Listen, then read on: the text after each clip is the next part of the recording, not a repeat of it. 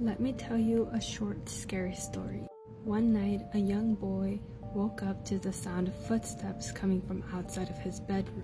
Knowing he would get in trouble if his parents knew that he wasn't sleeping, the boy just barely opened his eyes to see who was outside of his bedroom door.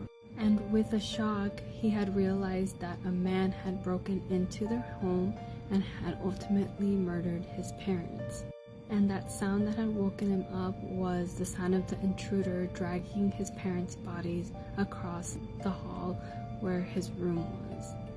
As the man crossed the hall, he looked over at where the boy's room was and saw him there sleeping. And rather than just fleeing the scene, the intruder dragged the boy's parents' bodies inside of the room and propped them up against a chair.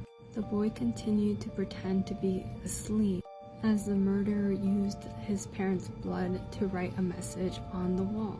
And after the man was finished writing that message, he got on his hands and knees and crawled under the boy's bed. Scared out of his mind, the boy remained under his blankets all night long, trying to see what the murderer had wrote on the wall. After an hour or so, the sky began to lighten, and the boy could finally read the message that was written on the wall.